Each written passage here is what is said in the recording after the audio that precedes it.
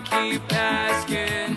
Cause another day you come around when I'm no longer alive. But for now we're just living, for now we're just living.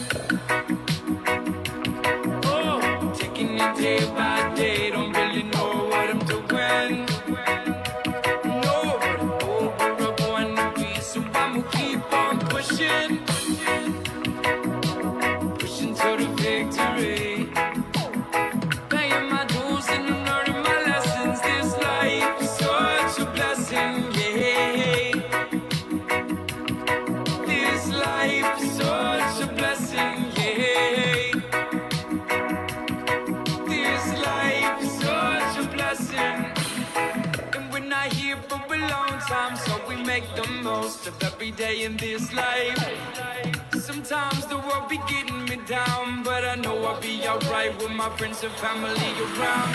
Stay close to the ones you love. It could be the last time that you see them, because tomorrow is not guaranteed. But for right now we're just living. I give thanks for this life that we're living, cause it could be gone in an instant. Days go by with the blink of an eye, so don't take anything for granted. And I really wanna know where we go when we die, but I don't wanna keep asking. Cause I know the day you come around when I'm no longer alive. But for now we're just living, for now we're just living. Oh, taking it day by day. Well, hello everyone. It's Tuesday night, and we have Will and Shane on here. Hey guys, how you doing? Right. I'm doing great. All right. Well, tonight we have Mike Cotter, and he is going to discuss some of the fly-ins that are going on over in Michigan. And one of them I have been to and I absolutely loved, and I definitely will be going back to that, but we will let him explain. So, Mike, the floor is yours. Tell us about yourself, who you are, what you do, everything about you. Yeah. Thanks for having me, guys. Appreciate it.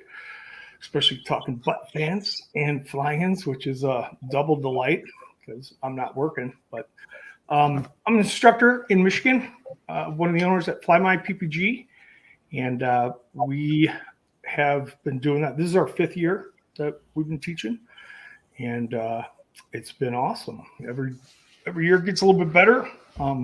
It gets a little more interesting. It's you start to understand the business. You start to understand how to do it and teach. What I mean by that, and it's been a lot of fun. And about 2 years ago, I had thought that we should hold a fly-in as well. And there's a couple already that were well established. So I did want to do one, but I didn't want to do it at the school, just for reasons of protecting your own land, if you will, as far as the neighbors. You don't want to get too many people that are buzzing around your particular area where you're basically making a livelihood. So I reached out. I found a gentleman named David Walters, and he owns a RC park. As a matter of fact, Terry Williamson, who else was there? Gosh, Brandon McLeod, and of course Jack Rathburn and Gene Parniak. We're doing the east to west run or attempt on the state, and I did some looking around, and I found Walters as far as an alternative place if we wanted to land there. And sure enough, we did. And I called him the night before and said, "Hey, it might be possible that we're going to land at your place. Would that be all right?" He immediately was just so welcoming. And so we landed there, and turns out we had some weather delay, and he just was the consummate host. And as we left, I said, we're definitely going to be back here, because the facilities have a full RC type professional layout with stands and each little corner spots. I mean, it's impeccably done, and it's on 300 acres in some of the most beautiful farmland that's out there. I tagged one of the videos from David Wolf, and he was out there finding all sorts of stuff. It's legal in Michigan, but that kind of stuff over fields, and I mean, it's just an amazing place. It's butts right up to the lake. It's the lake. I don't know the exact size, but I want to say that it's like 1.5 miles long, and about 0.5 mile wide. We did an SIV there our first year. We had called Chris Santacroce and asked him to come out and help facilitate that. So yeah, man, there's a lot of things you can do. You can bring your own boat. You can bring your own water skis. You can bring your own RC stuff, of course, and paramotors. Late night turns into the RC tracks for like little monster trucks. That becomes the one wheel racing adventure. So there's a lot to do there. And there's a golf course that right there on property. And what's up, Kelby? And yeah, so it's cool, man. So that's at Fly My PPG. Well, it's Walters RC, and the school Fly My PPG is exactly 29 miles as the crow flies east of there. So yeah, Okay, I saw in the chat. Where exactly is your school located at? it's 9.5 miles northwest of Lansing. They say St. John's, but actually it's a little town called Riley, and it is a little town. But yeah, it's in the middle of nowhere for the most part. But Okay. 10 minutes from Super Walmart, downtown St. John's, the mecca of St. John's. It's awesome. You would love it. Actually, it's really kind of a cool little small quaint city that it provides some good entertainment and some good restaurants. And so yeah, but for the school itself, it's literally in the middle of nowhere in Cool. farm world. Let's see. Shane, do you want to ask that question? Yeah, some guy named Never Trust a Skinny Chef Shane has a question for the guest. Have you heard about his cooking, and why have you not tried it yet? You know that I've asked every single time I've seen you. Every single time, it's like, it's all gone. Sorry. Like first thing in the morning, I'll see Shane out there, have a smoke, whatever. I'll walk by. I'm like, what are you cooking tonight? He's like, dude, I got brisket here, and I got this, that, and I got this. I'm like, you got to save me a spot. And he's like, all right, man, I got you. And I'd show up. Gone. Dude, that was gone 6 hours ago. Yeah. It's good stuff. I will save you a plate next time, I promise. You tell me you're there, and it's I will put a nameplate on it for you. Yeah. I think for me, flying is always the priority. It doesn't matter anything else. So if I can get to it, that's awesome. But I'm gonna fly till I can't. I heard that. I heard that. Go ahead, Will. Well, I was going to say that first of all, the opening video was awesome. It was good footage there. Is that the surrounding area of the fly-in? That was at Tim Bays' house. That's Okay. actually at his airport. Yeah. Okay. Yeah. So wasn't that quality footage? I mean, that was amazing, right? Beautiful. Absolutely beautiful. Oh, Makes me really, really long for some warm weather to fly in shorts. yeah, that's true. Next Yeah. week. Yeah, Next that's week. right. It was 88 here today, just so you know. Yeah. It was rock solid ice last weekend when I was up there. I flew in Houghton Lake, which is probably, 50, 75 miles south of where Tim is. And it was rock solid ice. But Hey, if nuclear war struck or any kind of big natural disaster, the only people who would remain would be like, I don't know, cockroaches and PPG pilots in northern Michigan. Yeah. I mean, you guys are a different breed. It is, I just can't imagine flying in that. I can't believe you don't.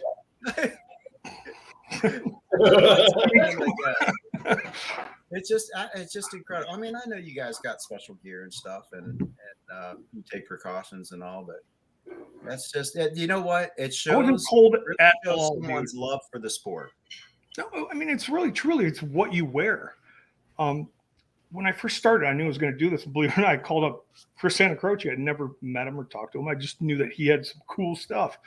A bunch of gin microfiber type, what they call them, speed sleeves and all this stuff. And man, that stuff is incredible. Not only, it's not real bulky and stuff, and it's just, you layer it up. And I was hot, literally hot when it was 22 degrees out. Wow. So My biggest problem is just dexterity in the gloves. That's hard. See, I can't fly with gloves. It just Oh. it interferes with the sunblock or the suntan oil here in Florida. So gloves just don't fit very. I mean, they just don't work very well for me. Yeah. Who is this? This is, I don't know if we've seen him before. The I Fly Into S star. But that is an awesome YouTube name. Just so you know. So he was one of our students, and his call sign, we call him IFAS. I fly into poop. So at first I nicked him I fly into poop, and then Justin said the acronym of I fly, IFAS. And he's kind of got that just the beard bald head. That is an awesome YouTube channel name, just so you know. IFAS? No, I fly into. Yeah. Well, yeah. But yeah, man, I was thinking about it as far as fly-ins around the country. Think about Michigan's fly-ins and how many we have and the locations that they're at. I mean, it's amazing. I mean, some of the most beautiful areas in the country. And up now at Tim's, north of Torchport or Torch Lake, which is one of the most spectacular lakes in the world. And then right next to that, at Northport, that is in August. So Tim's is in May, Memorial. The Northport is usually at the end of the season, August. In between, I don't know if James and Kevin are doing cold water or not. I think they are. I haven't been to the cold water one in a long time just because it doesn't coordinate with a class. We first started our school then at that time. But that was always a lot of fun, beautiful place to fly as well. And then Holland was right there, southern Lake Michigan. And then the one I've got was Inland. I mean, it's 5 of them. Yeah, the fly-in that you have at the Walters RC Park, now that's September 8th through the 11th in Saranac, Michigan? Yeah. I kind of positioned it this way. Dave Purden's flying is the weekend before. And by that time, I think a lot of people are just going to fly in out, if you will. Right. I never want to turn it into a monster program. I want to have fun with it and enjoy it. And, Dave has neighbors around there as well and want to make it to a point where it's not so big that it's out of hand. Yep, that's Tim's. Timmy Bays. Tell us about this fly-in. So Tim bought this airport, I think 3 years ago now. And he's been developing it. Well, the attempt to buy it was about 3 years ago. And right when he had trained with us. And shortly after that, he officially moved up to Torch Lake and was building and still is building his house. He's pretty close to moving in finally, but right on Torch Lake. And right across the lake is the Torchport Airport. It's been for sale for a while. It's a failed community subdivision type program that just didn't take off for obvious reasons. Most people that have airplanes want to pay for places on the water. And the airport is just off on the other side, which makes it perfect for Tim. So once he bought it and it was approved and all that good stuff, and he had a little bit of time to put his hands on it and do some things that he wanted to do, he opened it up to everybody. And so last year was his first one. There was a little tension between some of the neighbors and the community, and just because they didn't know what they don't know. They didn't know Tim's plan for how he wanted to develop or create an air park that is there for everybody. To share it with everybody in all forms of different aviation. People just assumed that he was coming in and going to turn it into a tarmac with jets coming in and stuff like that. And he's like, you never even asked me. If you did, I'd share it with you exactly what we're going to do. So last year was the first one, and it turned out to be spectacular. The community all came out and supported him. Tim put on a fireworks show on Saturday night. I should be saying Tim and his beautiful bride. So, but yeah, they put on a fireworks show that evening, and the whole community came out. There must have been 250 cars or something like that. What do you think, Eric? Yeah, it was packed. It was packed. We're like, where do these people all come from? And that won hearts and minds right there. So it'll be an interesting development this year. See how it all plays out with how many people come out and so on and so forth. So yeah, So it's beautiful. at Torchport, when you show up there, I think you have to get a. What was the story with all? Yeah, one So- camper allowed on. So that was a housing development, and each one of them were given a certain permit for that particular event, and they were giving them a hard time. The township was really challenging them about doing this flying. They didn't know anything about it, and it kind of happened in a very quick segue. And so Tim kind of found a way that, all right, here's how we can do this. We can get, for every acre, we can get a permit and issue those to people as they come in, and each one of them will have their own acre. And that's kind of how it worked out. I'm sure it's probably a little bit different now. Maybe it's not, but it's kind of nice having your own acre of lot on your own airport. So, but Right. Yeah, that was just because of that particular situation. So, Okay. but it's over 200. I think it's what, 250 acres there. Yeah. Was Lot of that land. the lion that Jade recorded the fireworks Yeah. show? Yeah. It is. Man, that was a fantastic fireworks show. I mean, some municipalities don't shoot that many fireworks. It was Yeah, just if Tim's going to do it, he's not going to do it where everybody's like, oh, that was cool. No, it's going to be good. Why not? Yeah. Yeah. I actually got to meet Tim, and super nice guy. And I will say that he took the time to go around to meet people that were at his fly-in, to get to know, the people that were there. And he was as down to earth as any one of us, just an unbelievably nice guy. Yeah. And that'll definitely be a fly-in that I continue to go to. For us, it's only 6 hours away, and it's a beautiful spot to fly. When you get up just over the trees, you can see Lake Michigan on one side and you can see Torch Lake on the other. And I didn't know that in the northern states we had blue water like that. Can you pull up a picture of Torch Lake, an actual real photo of it? Will's the tech guy. Well, actually, on that website, Mark George was asking when the fly-in is, and I was looking for that. Memorial Day? Memorial Yeah. Weekend. Memorial Weekend. So it's right after Bad Apples. Purdon's, right? Oh, No. no. Bad Apples. Yeah. Bad Apples. Okay. I'm looking here. So we should probably share a little bit of what a fly-in actually is to the folks that are watching that really don't know what a fly-in is. Yes. You want to do that? No, go you. This is you. So fly-ins are basically exactly what the terminology says, except for you're not flying in.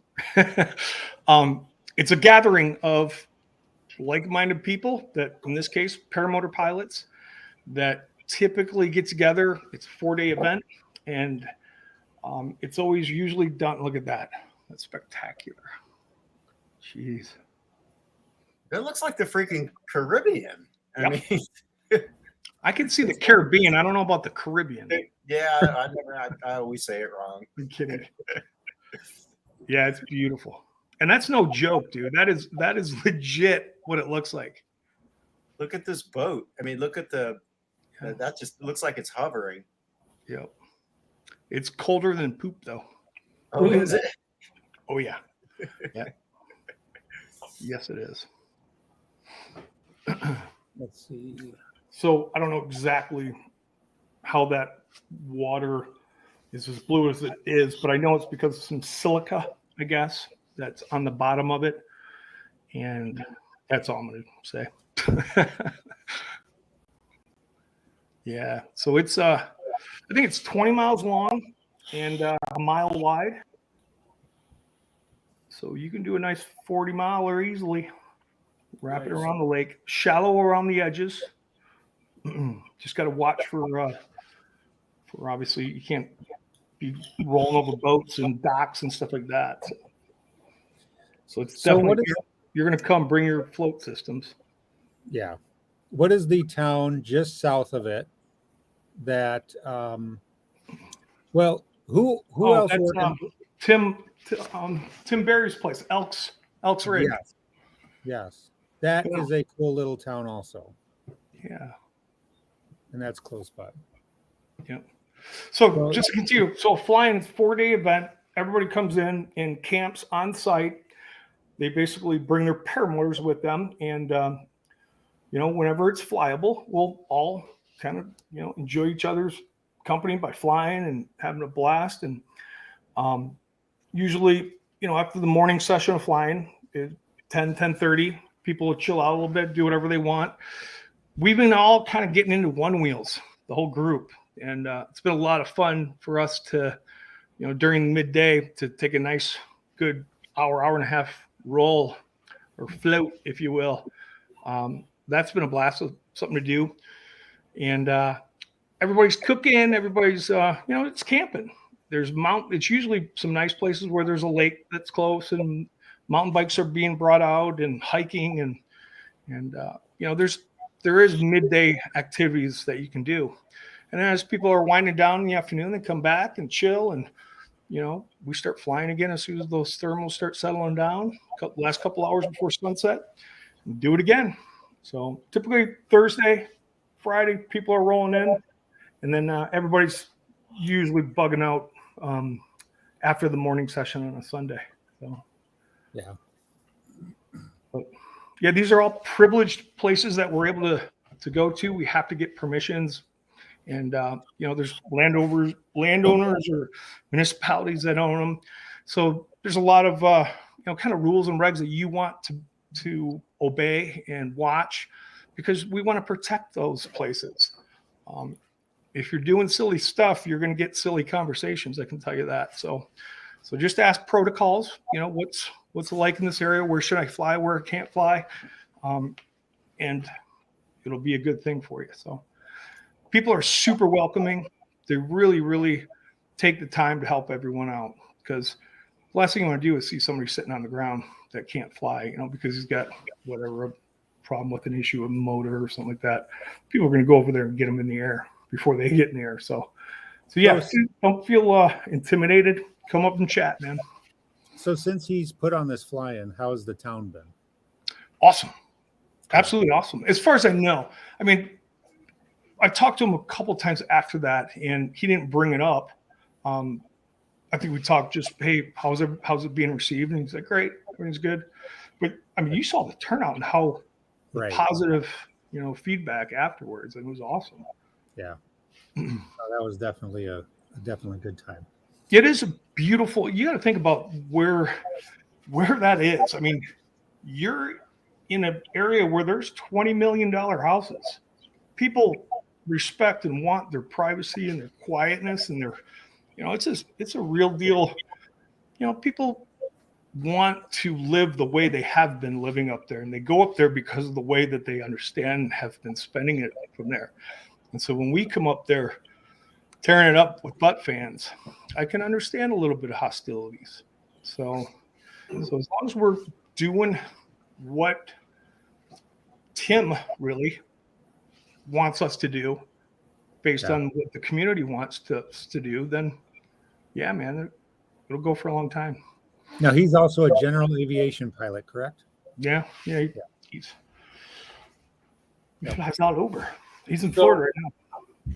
So, Mike, what's the closest airport for me to fly in and then to use Eric's gear? Probably Traverse City. What is it? Traverse City. Okay. Yeah. And that's about 45 miles away? Yeah, probably. Not even 30. Yeah. I think I've got a Moster already reserved. So, Shane, I'm sorry. Shane, the beautiful thing about Michigan is if you're going north, so is everybody else. You can land anywhere before them and they can pick you up. So you can land, Lansing, you can land in Detroit if somebody's coming from the south to north, which they are because it's at the very tip of the peninsula. So yeah, I don't know what Will's talking about. I mean, I started with a Moster 185. I didn't start with an Atom 80 and just now used to the race car. So if someone's going to let me borrow their gear, Eric, they're not going to lend it out to a rookie driver when there's a experienced, well-seasoned 2-year pilot prepared to Who cut his net? rental fee. Okay, and then what's the other fly-in that's up north, more to the west? Northport. Now, has that one gotten yes, they are having that fly-in? Oh, yeah. Yeah, that's been going on for, I think, 24 years now. Every year. Pretty much every year, I think. I don't know if they've missed one. That'd be a good question. But Mark Desick and Phil Atkinson, Cindy Atkinson, when they first started doing the sport, they would go up there. Literally, we're talking 24 years ago or whatever. And they'd just be little pioneers carrying their 700-pound paramotors, 15 launches, and they were away. But yeah, Mark found that place. I guess he was up camping or riding bikes or something like that. And he said, this will be an awesome place to have a fly-in. And then every year, the responsibilities kind of going back and forth between those two. I think Phil wins more than Mark does as far as responsibilities, but Mark has now pushed it off to Nick, which was a smart move. And but yeah, that is a place we have some pretty solid footing in that place. But again, just got to respect it because it's right next to a private golf course and facility, but beaches that are absolutely beautiful. But man, I'll tell you what, I've had some flights there. Best I've ever had in my life. I mean, the low clouds coming in off the water, blue water, and looking down to the green golf courses and stuff. It's a spectacular spot. So, and that is Woosley Airport. Woosley, yes. Okay. And that one, is there any information that we need to know that you would know, like dates on that one? I don't think there's. Hey, anybody in the chat, if you know the date, throw it up there. It's usually August, end of August. Okay. Yeah. You know what? If you go into like the Michigan Power Paraglider, their page, and you look under the tabs under the files, a lot of times, I know Phil was doing it for a while, is creating a list of all the fly-ins. Okay. And I know they did it in 2020 and had a list in 2019 and so on and so forth. So, all right, good deal. Yeah. So we have Northport, we have Torch Lake, we have Walters. What was the other one you were talking about? So I don't know if James and Kevin are doing Coldwater. That's kind of their home LZ. And that's also on a private or a municipal airport. Grass strip runways, I think so in some areas. I don't really. Oh, I just know that they actually launched from a grass area that's dedicated for paramotors. They've been there for 6, 8, 10 years flying them, and it's another place that is spectacular, but they want to protect it. And I know in the past there's been a little bit of some challenges with the airport manager, and but. Seemed like that always got sorted out, and so yeah, a lot of fun. That's always like the very, very, very early season, like April type thing. Okay. Yeah, and then the Holland fly-in, Jack Rathburn has kind of taken over that responsibility. What was the name of that one? We just called the Holland fly-in. Yeah, it's funny if you Google we're actually going to YouTube and do a search for Holland, Michigan fly-in. I mean, it's hilarious.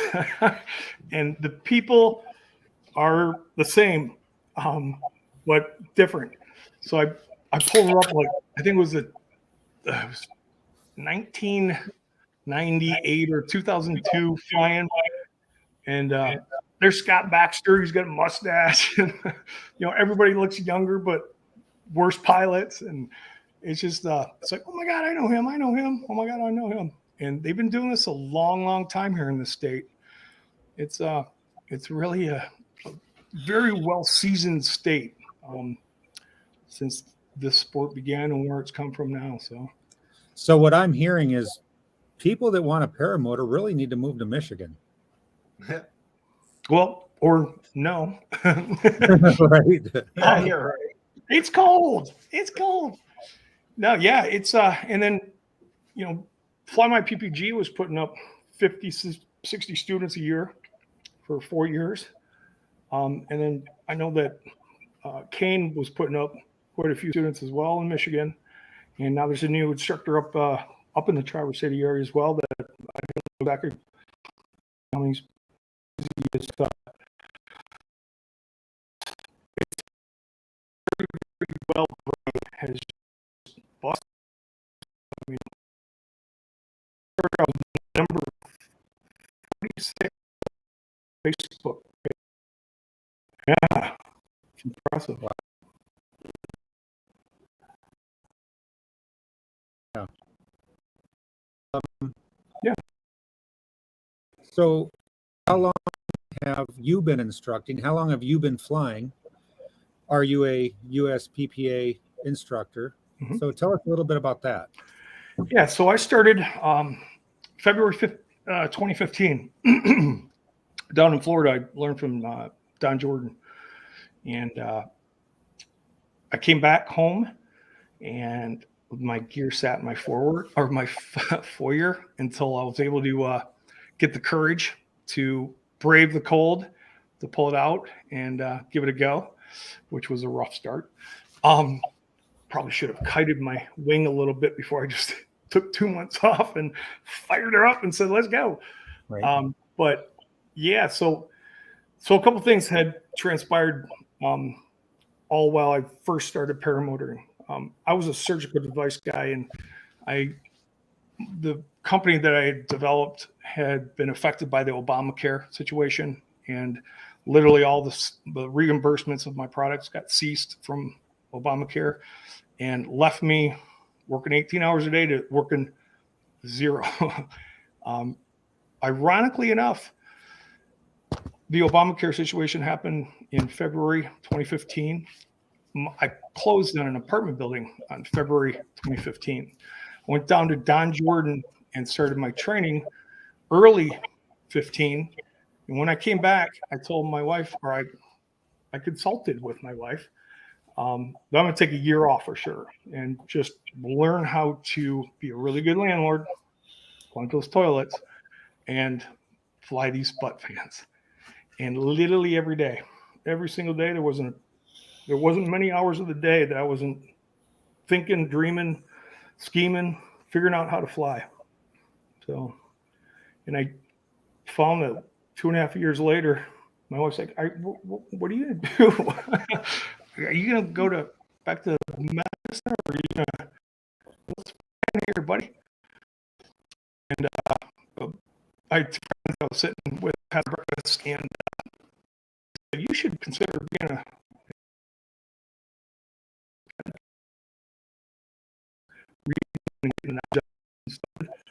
yeah, I noodled it a bit. Much about it. At least it's for me. It is, watching these people when they come in and they've experienced it for the first time, and their eyes go back, and it's the people that it bites hard, and it certainly did me, and I certainly respect the ones that really enjoy this as well. So Nice. yeah, so we've been teaching now for 5 years, actually going into the 5th year. It's we've had some issues with the property. Reason being, Dick Lyons, who I originally leased the property from. He had passed 2 years ago. Gosh, now 2 years ago. And the family's been looking to do something to not only honor his wishes, but also be able to take, advantage of those dollars, because it's important. It's their legacy. But I've been working with Bev, his daughter, and she is just such a sweet place, Our Lady. And it's hard. I mean, they've got to mow 2,000 feet north, south, east, west, grass strip runways, and they're out there all the time. I mean, that place is immaculate. And so Bob and I have started to jump on the mower and help, and when we can, and because they don't have the big tractors, and you're out there 4 or 5 hours. So. Right. But now, is this something they're looking to continue to own? So no, they want to. It's complicated. They want to keep it in an airport, but they also want to capture the dollars of the surrounding area. There's 92 acres of land, some of which is being farmed. The way that it's set up with parcels, the township have given her a real challenge of splitting up the one parcel, which is 72 acres, which is the property that holds the runways, and then some farmland. And so there's some easement issues as far as land and stuff like that. So it's been a bit of a challenge. They want somebody to come in there and buy the whole thing, but do it right and do it and create an airport and an air park. And I mean, it's an amazing place to have that happen, but it's going to cost you a few bucks, a few shekels. Right. All right. There's a question here from Jeremy. Will you ask? Well, yeah, Jeremy's just asking about cross-country flying, and he'd be interested in hearing about, maybe preparation for such a flight. So this is one of our students. Good old Jeremy. This guy, if you run across Jeremy, you're in for a good conversation. He is a little, what do I call him? We call him Beans, was his call sign. He literally landed in the beans every single flight. Every single landing, he was in the beans. And so obviously we were calling him Beans. And he's like, I'm not Beans. He's a little Spitfire. I'm not Beans. His girlfriend comes up and goes, hey, Beans. He's so mad. He's a diehard Michigan State. He was one of their Spirit booster dudes. So he's just, jacked all the time. He's super smart. He works remotely and loves to fly. And so he's been wanting to do something real. He's now, I guess, 3 years or 2.5 years now. He's ready to start venturing like 100-milers and that kind of thing. So yeah, I'll deal with you, dude. I want you to plan it though. Be nice to see you plan it, and we'll look it over and go. Have you done any cross country stuff? I mean, yeah. So we did the east to west from Holland, Michigan, over to Fort Gratiot. So basically, we called it the lake to lake run, and then we went from the south, Angola, trying to go up to Mackinac, and so I did not finish any of them. Nor did Terry. Nor did Jack.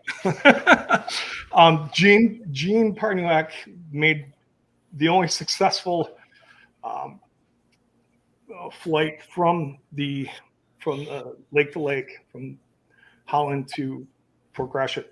Man, you got to play the weather. You really have to find the right days. And that particular day,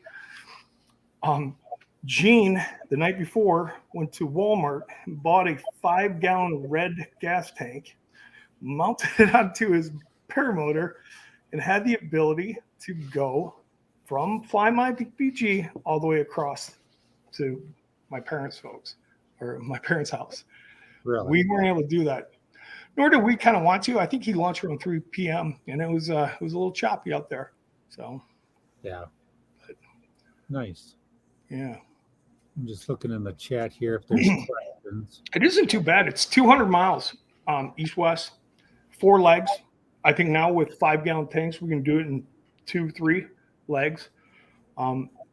The north-south is, I think, 290 miles up from Angola up to the bridge. A little bigger, but still doable. The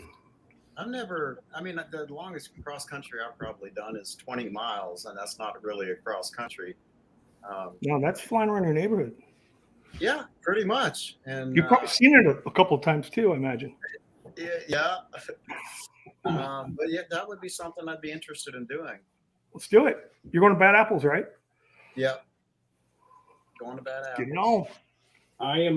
Check out Atlanta. I'm slowly working on an East Coast to West Coast or West Coast to Down in Florida. yeah. Where from what side to what side? What city to what side? It's probably going to be somewhere from like Palm Coast to whatever straight across. I think it's what is that? Treasure Coast. It's there is what I'm working on is there are some areas that we have to go around. So I'm trying to figure out what the least amount of detours are to get across without crossing any restricted airspace. Yep. But yeah, I would love. It's only 100 and maybe 80 miles or something. Mm-hmm. It's not. It's totally doable with 2, maybe 3 leg. But you know the chase vehicle and all that. It takes some coordination, and it does take people willing to spend all day long doing. Actually, I wouldn't even say all day long. I would say the first 3 hours in the morning and the last 3 hours in the afternoon would probably almost get you there, depending on if you had a tailwind or you'd have to have a tailwind. That's all there is to it. So it is. And you'd have a headwind coming back. Well, we're not coming back. We're just going one way and then driving back. Oh, I got you. You know what I loved was when they did the Icarus X race there from Aviator around Lake Okeechobee and back up. That was sweet. I mean, we could coordinate something like that ourselves. Mm-hmm. You know. Cool. Well, that's why you always want to 270 fly miles. in the wintertime, because then you can fly all day sometimes. Yeah. And you just dress for it. You got to dress for it. Yeah. Yeah. You know, sitting in the seat for that long, it can be mentally taxing. You're tired. You're mentally exhausted by the time you're on your 3rd, 4th leg. I mean, after you spend 6 hours in the seat like that, it's hard. And especially if you're doing it in areas where there is some concern of, air traffic or others. I mean, your head's on a swivel constantly. And so yeah, by the end of it, even though it's super relaxing and fun, you're like mentally going, oh boy, that was a lot. So, yeah, I have an issue after it starts pushing 2 hours. I'm like, man, and my landing gear is starting to fall asleep, and it makes you a little nervous when things aren't 100% and you got to land. And man, I just get so worried after 2 hours, and I'm usually already on the ground because I don't like sitting there for that long. I mean. What do you do for 2 hours? Listen, I jam out on music. Yeah, but after I see your point. Yeah, 2 hours, 2.5 hours, that's enough. Take a break. I'm like, okay, dude, I've had enough. It's time to eat something. I don't know, but it's time to get down and on the ground. I think that's a great philosophy to have so that you're not fatiguing yourself. The last thing you want to do is go 2.5 hours and be mentally fatigued by the time you're landing and screw it up. So why not land when you're feeling good, and your wits are about you. So I like that idea of, 2 hours, 2.5 hours. Yeah. Now, Mike, you posted a picture of your first leg was going south on a lake. You talked about it earlier, touched on it earlier, and you had it kind of mapped out on a lake. And then it was just recently, like last week, I saw it. Yeah, over at Houghton Lake? Yes. So was that 2 days or was that 1 day, 2 flights? Oh, no, that was that was an evening. I took 2 flights. One was, I think, about 45 minutes, 50 minutes. And then the second was another 50 minutes or something. Okay. went in, had a cup of coffee, and chilled out just for, I don't know, 20 minutes, and then went back out. So Nice. yeah, that place is amazing. I knew Houghton Lake, but I didn't know it from the air perspective. And the I guess looking at the ice with the ice crystals and those and how far out those guys are because of how long and far away that lake goes for. I mean, and it's perfectly smooth until you get to one area, and it will be where the ice has cracked and pushed itself up, and you can follow that little contour. It winds around for 15 miles if you wanted to. It's kind of zipping around it. So there's some cool things. And literally, it's only 7 feet deep at the very deepest part. It's 30,000 acres and Really? 7 deepest. And every couple miles, there's, a whole bunch of ice fishermen that have eyes on you and are watching you because it's something they usually probably don't see much. And so if you do go down, trust me, they were little swarms when I landed to come up and see what was going on. And this is cool, man. What is this thing? So Right. I had a lot of fun kind of educating some guys on it. So Okay, one thing that just touch on is at all fly-ins, any fly-ins, what should, I guess, a proper etiquette be? A general, what is a good do? What is a good don't? yeah. If you could touch on that. Do start your motor about 6 a.m. Don't go to bed at 3 a.m. Yeah. I love the guys that don't fly in the morning, so they're up all night long. My buddies hate me. Yeah. They hate me. I'm usually if it's 11:30, after that I'm going to bed. I'll get up and fly in the morning, but I hear these guys out 2-3 o'clock in the morning, and I make sure I buzz their camper every 100%. time. I mean, and the fact that they get mad, dude, don't be waking up first thing in the morning going paramotoring. I'm like, well, dude, I don't drink 4 gallons of booze and go to bed at 2 in the morning. I go to bed at a reasonable hour and get up clear-headed and go enjoy the sport that I love. So bite me and keep screaming about your Facebook posts at 2:30 in the morning, how sweet they are. Yeah, right. But You don't go to a it goes 2 ways, but they don't realize that because they're not mentally cognizant enough to realize that. But yeah, flyings are great. Low acro, of course. Don't do it. Get out. Literally, just when you launch, leave. There's a couple times during the day that you really want to just get up and get out. And when everybody's coming in together after the sun has kind of gone down and it's dark and so on and so forth, or the light is diminishing, that's when you got to be really just watching. Why don't you choose either stay out a little bit longer with the strobe and let everybody clear off, or come in a little bit earlier, so kind of staggered out. But just don't be sitting around buzzing around the field.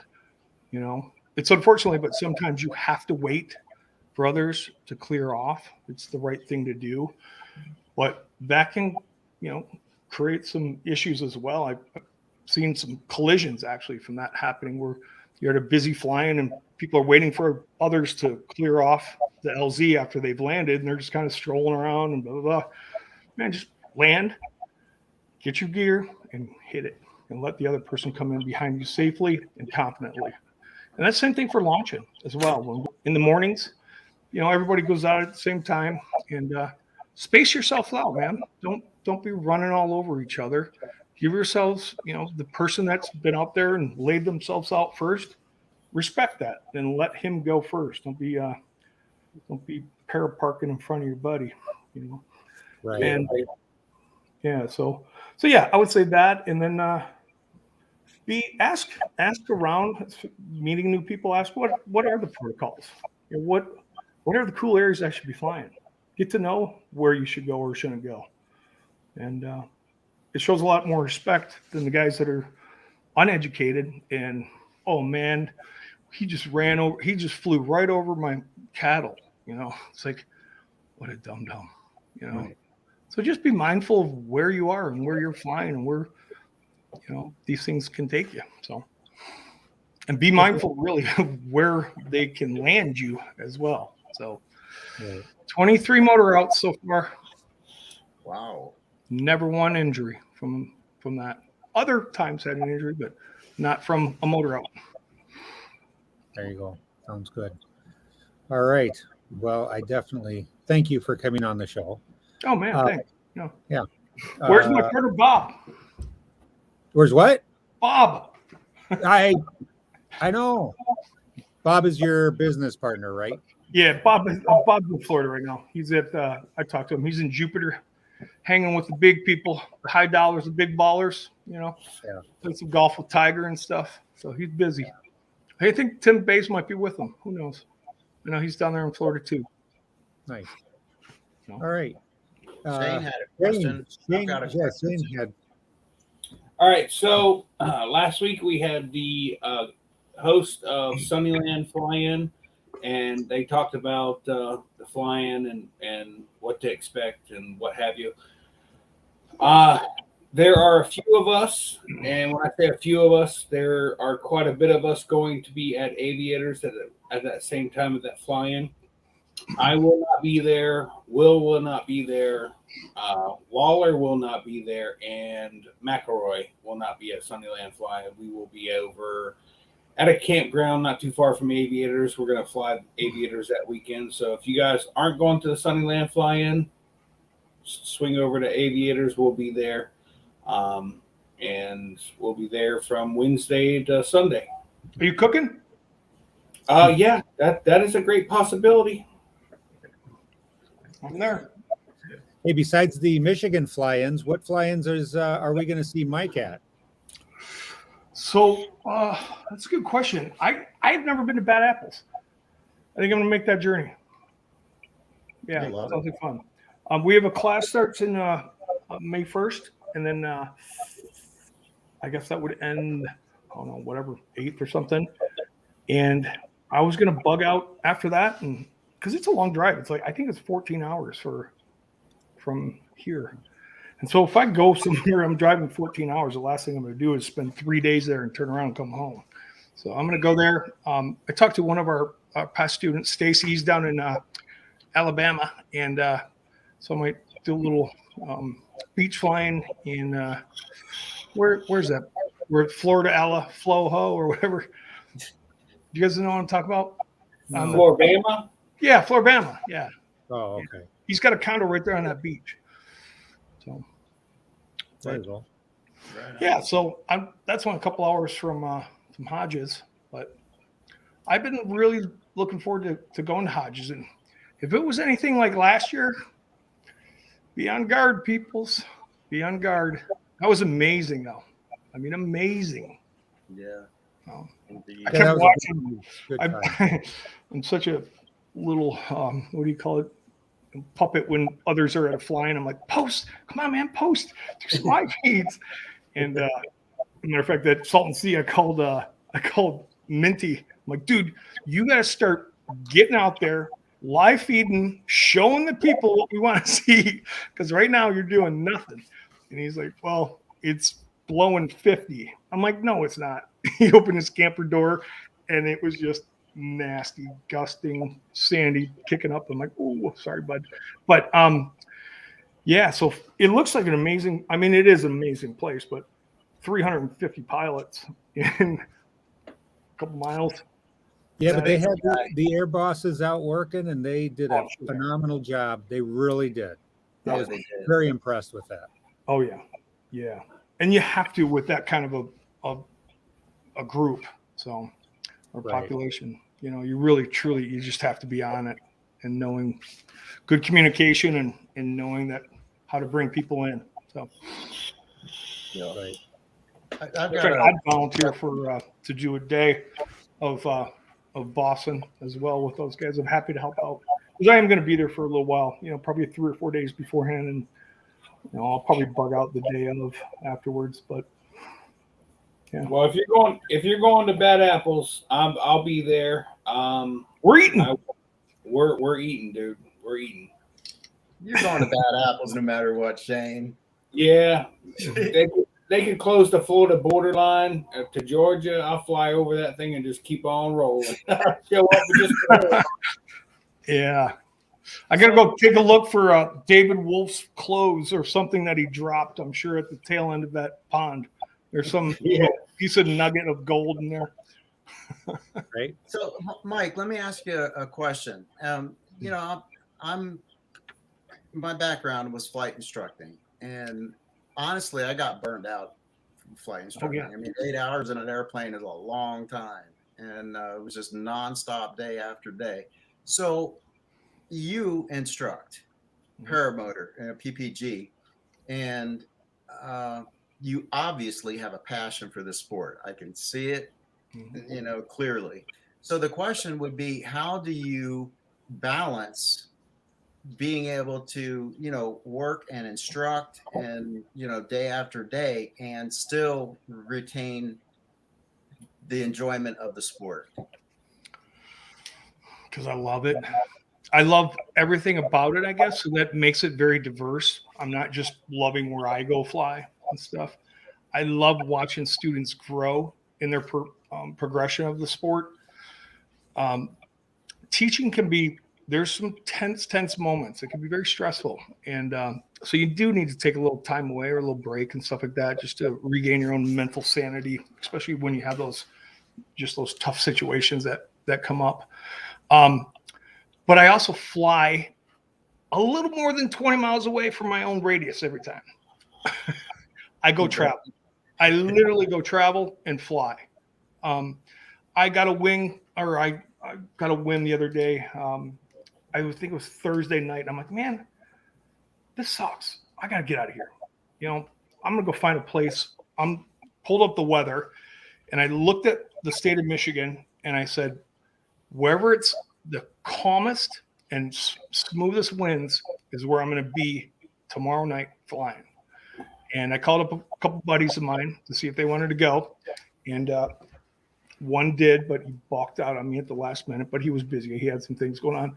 So I drove 2.5 hours, got there on Friday. That was the Houghton Lake thing. I got up there and I think it was like 2.5 hours. I had called and found a hotel, just a little cheapy hotel that was right next to the place where I wanted to launch from. And I loved it, man. So here I am. I pull up, checked into my hotel, went to the lake, and pulled up to the hotel that was right there on the lake, one of the nicest hotels around that lake. Walked in, introduced myself to the front desk, asked for a manager, and he came out and asked me, hey, what's going on? I said, I'm curious, would you mind if I parked my cargo trailer here? I have a paramotor and launch right outside of the lake from right there. He's like, man, we'd love it. Go ahead, enjoy. Matter of fact, go all the way down to the down that little side road alley there, and there's right to the beach, or right to the breaking water. I was like, oh, cool, man. And by the way, they had an amazing restaurant. It was a beautiful hotel. And so I took those 2 flights, between the flights, came in, got warm, had some coffee, took back off, came back in, had dinner right there at the hotel that night, and went to my little bungalow. And unfortunately, I don't know if you saw, I posted a little video, woke up the next morning hoping that I'd have some type of a nice breakfast, or at least something, go out and fly or kite. I got neither. But you know what? That's the love of this sport. So, and I experienced a place that was absolutely phenomenal. I've never had a problem flying by myself, and that's a skill you want to be able to get a hold of, knowing where you can safely fly by yourself. Because there's times like my buddies that just they got busy and they couldn't do it. But that's not gonna stop me, man. I'm going. I'm going to have my fun. And I did. I really enjoyed it. And so for me, it really doesn't get boring. No, I can fly by myself without even hesitation. It doesn't bother me at all. You fly by yourself anyways. So if you look over and see you see your buddy, that's cool. If you don't, you're still by yourself, no matter what.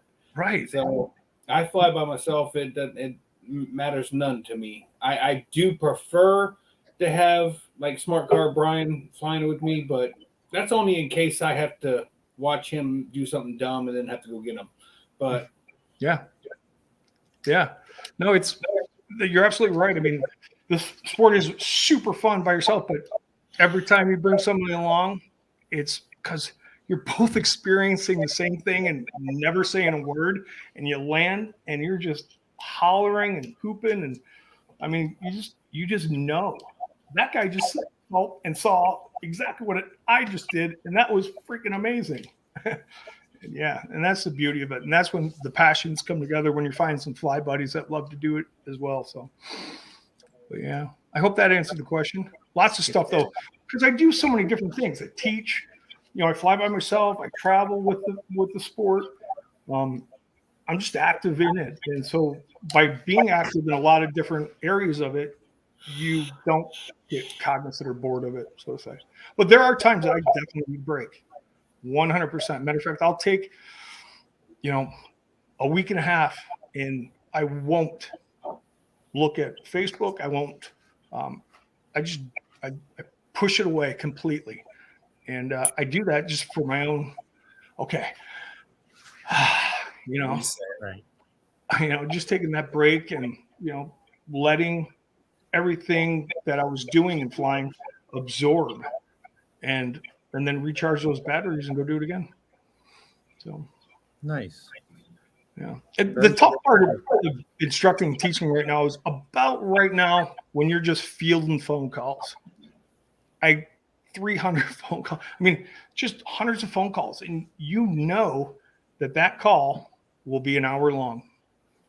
And, it's tough when you're having to speak with people that you've already answered those questions, so many times and so many times. And, you get it. They need to get the knowledge and they need to get the understanding of it and so on and so forth. But there's times you got to bite your tongue because you do get a little tense as well. It's like, oh, come on.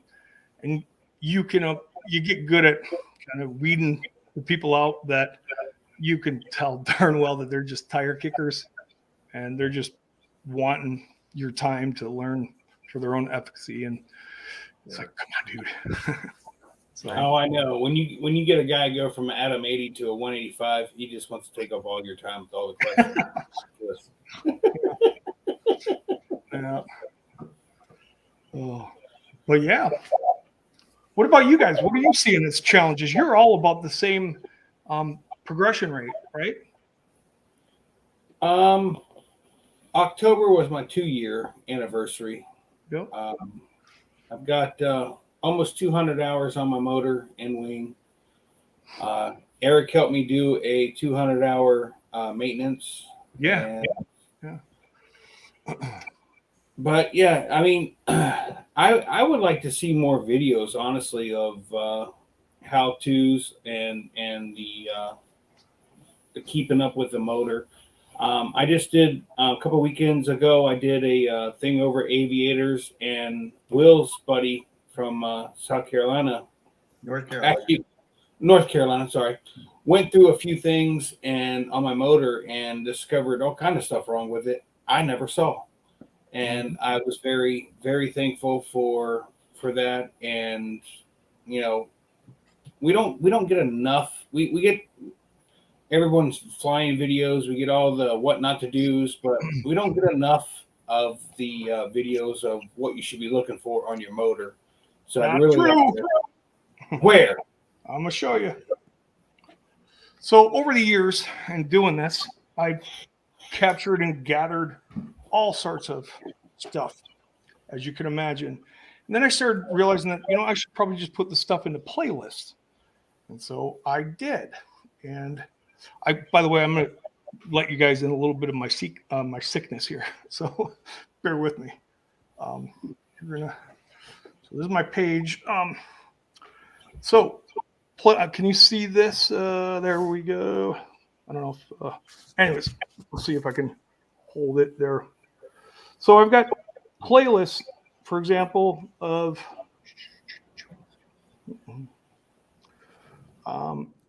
gear reviews 2021, everything, powered paraglide, airspace, weather, all the motor maintenance. So let's see here. Let's pull up the motor maintenance. Florida PPG, SIV courses,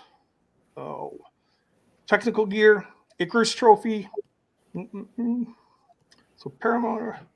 So I have within the maintenance, the motor wing maintenance videos, I've got 47 videos. I'm going to pass that along to you. Literally. So How can we access that? Boom. There's Vitarazi doing a wing maintenance. hey, Mike, I just want to let you know how I'd let you to feed into that. By the way, with that question. Did you know? Yeah, I've already went through your page. Dude, because I've got a lot of these are private. No, you got some on there about on different things on your page. I already went through. Yes, and some of looked the on it. playlists are they're public. I put them that way, but Right. a lot of them are private. Just because I share some things with my students, and so I keep some things private on there. You're funny. Remind me to give you a nice little knuckle sandwich. Yeah, there's a lot that you don't see that is actually really good, solid quality information. You know, there's a lot of minutia, a lot of bull crap out there, but at least for me, I'm not mechanically inclined at all. Me neither. So I needed to find these videos and understand them so that I could go fly again, because I was going to fly, but I had to, obviously teach myself as well as I possibly could and understand it. It takes me a lot longer than somebody else to do a simple maintenance thing, but University YouTube helps in this sport a lot. Yeah. And so, yeah, I just did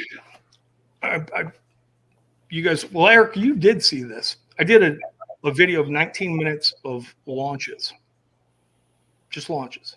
And it's all sorts of individuals and people that I've come across over the years. And what I'll be using that tool for is sitting down with those students and going through the process of understanding inflate, release, control, posture, power, pressure, and when are they doing it? And you tell me, break it down. Who's doing it right? Who's doing it wrong? Whose power control is good? Whose power controls needs work? And these videos, there's no names on it. It's just video after video after video. And it's kind of a cool little thing. And I haven't shared it yet. I probably will eventually, but I just haven't yet. I want to throw it to the students, see what their perception of it is. And then I said, I got to go find a bunch of landing videos now. So Well, there was a good video series that you recommended to us. Yeah. Can you elaborate on that? And I think it was $80. Yeah. Yeah. It's a six volume series of from Shane Denherter, doing energy management, doing control of literally as a moving from an intermediate to a little bit more advanced in wingovers, asymmetric collapse or spirals, learning how to do this and learning the right way. And he takes a 3-position view of each activity and what he's doing and how he's doing it. So he's got one right in front of him so you can see his hands. He's got a person out maybe a couple hundred yards away from him so you can see what is going on. And then where was the other? The other one was on the ground, actually, when he's explaining it to you. And so he launches and he's got super clear instructional discussion on what he's doing and how that wing is reacting to that energy. And I promise you this, most people that are doing wingovers are doing them wrong. Just we don't know how to do them. I was watching that and I'm like, wow, everything he said that was wrong, I was doing. and it's like he explains how to do it right. And so what do? I go out there and I launch and I try to do it right. And then it was too foggy. I couldn't see and I just landed. But I can't wait to be able to fly, because those videos were very good, very well done. Yeah. And what was the name of that video? Or those videos? It's on Vimeo. I think it's just energy management. I'll look it up. And I think it was $80 for all 6. And you already got it, right, Eric? I do. And I watched, I watched the first one and fell asleep. And then I rewatched it again. But I continued watching them. And if you watch them in steps, it makes more sense. Yeah. So PPG Learning on Vimeo, right? Yep. PPG Learning. If you'd like, Eric, I can shoot this over to you for the link. Okay. If you want to post it onto the. Yeah, guys, they really are. Each one of them is probably about 15 minutes. So it's not overwhelming, information. But the key thing about these videos is exactly what Eric did. And he went out and practiced what he saw. It's easy to sit here and learn and watch and stuff like that. But if you're not practicing what you're watching and, taking advantage of those lessons that he's teaching you, then it's a waste of time. So go out there and practice it. And he tells you, this is what makes a good looking wing over, but he's telling you this because it's a safe wing over. Yeah. Yep. And that's the thing is he's teaching safety, with these videos. So, I don't know if you guys know the background of Shane. He owned Team Fly Halo. He's been doing this a long time, and went back to school. And tell you, man, he's a pioneer in this sport and a good pilot and a good ambassador. So when I find people like that come out with knowledge and quality of content like this, jump on it. It's worth it. Yeah. All right. Well, our hour is up. I definitely, Mike, I appreciate that you came on here, and we will see you at Bad Apples. Where can people find you on social media? Fly My PPG, basically, the Facebook page. That's, for whatever reason, that's where the paramotor community lives. And so I figured I'll put up a house over here too with Facebook. I don't have a website, but I am meeting with a gal tomorrow to start doing some e-commerce type, things so that I can offer all the accessories that you guys had talked about on a show as far as good, better, bad. The guy that are beginners that, want everything they need, but don't have to have type stuff. So I'm going to make these little packages that include like what the necessary things are. And then the guy that can afford a little bit more, he's got a little bit better of a package, but it's guppered. And then I'm going to put the big baller in there that first thing he's getting is one wheels. And, so, yeah. Nice. But anyways, I want to be able to make things a little more convenient and easy because we failed there for our students. We always were pointing them to different directions as far as getting accessories and stuff like that. It's a big part of it for us to be able to provide all of that stuff to our students. And so that's my next move right now is kind of putting that together. So you can find me on Facebook page, Fly My PPG, Instagram. Use it whenever. Just go to Facebook. So call me. And you got a friend's request waiting for you, Mike. Yeah. Okay. And Anybody? Shane, where can we find you, Shane? Here at my house. You can find me on TikTok at ppgshane.com or Instagram too at Never Trust a Skinny Chef Shane, but YouTube at Never Trust a Skinny Chef Shane. Good deal. And Will? You can find me on YouTube under Will Fly or willflyppg.com. And you can find me down in Florida next week, right, Shane? That's right. We got to put some airtime in this up and coming week. Right on. Suckers. Right. Oh, Well, I'll be definitely- remiss if I didn't mention Chris Santacroce's learning stuff as well. I don't know if you guys jump on that. He's got a similar type platform as far as discussing it and teaching it by just being on the ground, where it's a little bit different with Shane. He's up in the air and he's having it, and you get a couple different perspectives, but still the same. Santa is Santa, and you'll get plenty of gifts if you watch his stuff. So, Right. yeah, There man. you go. I would like to get a link to that one too. Yeah, just look up Superfly. Okay. Yeah, you can seriously just Google Superfly and you'll have everything. All And right, I can good send deal. you links if you want. All right. Well, I appreciate everybody that came into the chat. Special thank you to you, Mike, for coming on the show. Thanks for having me.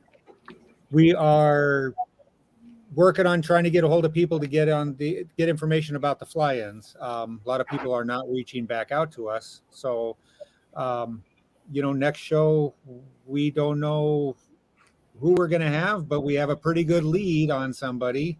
So hopefully that lead pans off. But you can find me here at ppglear.com on Tuesdays, the third, fourth, and I don't know what Tuesdays. Sometimes Shane does it on certain Tuesdays. I don't remember which Tuesdays though. Which day was it? It's the one that starts with T. I mean, it's the first Tuesday of every month. Right. Oh, so Shane does the first Tuesday. I do the other three. I just And wish then, Eric would do all the Tuesdays. I need a week off. He's good on Tuesday. Right. Yeah. And then what else was I going to say? I was going to say something. Oh, I put the link of the show in the chat. I see that there's some people waiting. So we'll end this, and they might have questions for Mike. So if you guys have questions for Mike, please come into the show and ask. But, wait. I'm going into some kind of weird show type voodoo thing. You're taking me Don't somewhere worry. else? You can leave your shirt on. You just got to take your pants off. It's called- I've never That done was this the before. show, Mike. The So show let's talk starts about this now. kind of stuff, but It's Right. called Porky Pig in it. we didn't want to tell you this beforehand. So anyways, everybody, we'll see you next week. Thank you very much. Right.